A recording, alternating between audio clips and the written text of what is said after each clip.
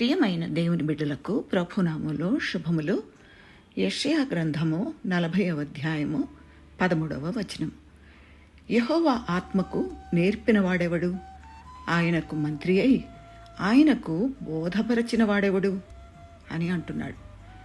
ఈ వచనం యొక్క సందర్భాన్ని చూస్తే యెషయా గ్రంథము 40:12 నుంచి 26 వచనాల్లో నిజ దేవుణ్ణి గురించిన వర్ణన కనబడుతుంది.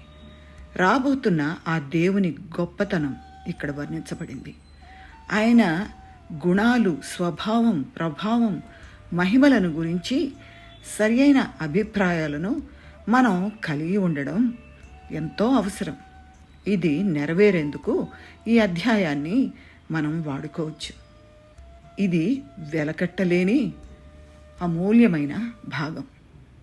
ఇక్కడ మనం దేవుని గురించి ఎంతగానో ఎన్నో విషయాలు గమనించవచ్చు.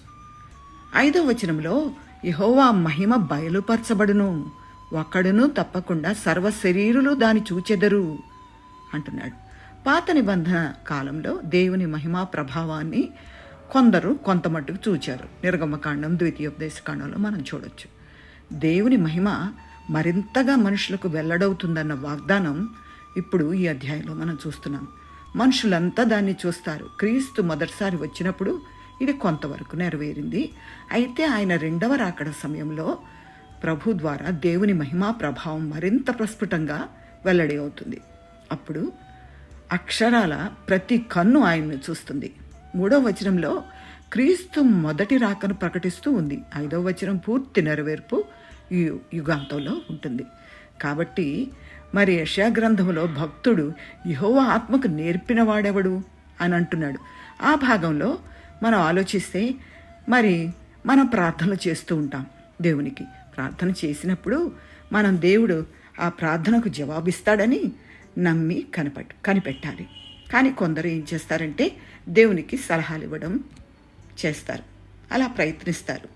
ఎలా? నాకు ఇలా కష్టం ఉంది ప్రభువా, కాబట్టి ఈ కష్టాన్ని ఇలా తీర్చు, నా కష్టం తీరాలంటే నీవు ఇలా చెయ్యి అని దేవునికి సలహాలు ఇవ్వడం ప్రారంభిస్తారు. అలా చేయడానికి మనకు హక్కే లేదు. ఎందుకంటే సమస్య తెలుసు దేవునికి, మన సమస్య. ఆ సమస్యకి ఎటువంటి మరి జవాబు ఇవ్వాలో ఆయనకు తెలుసు. కాబట్టి మనం ఏం చేయాలి? మీ చింత యావత్తు ఆయన మీద వేయుడి అని చెప్పాడు. కాబట్టి సమస్యలన్నీ దేవునికి అప్పగించి ఆయన మనలను వాటి నుంచి ఎలా విడిపిస్తాడో కనిపెట్టాలి. దేవునికి స్తోత్రం. ఆమేన్.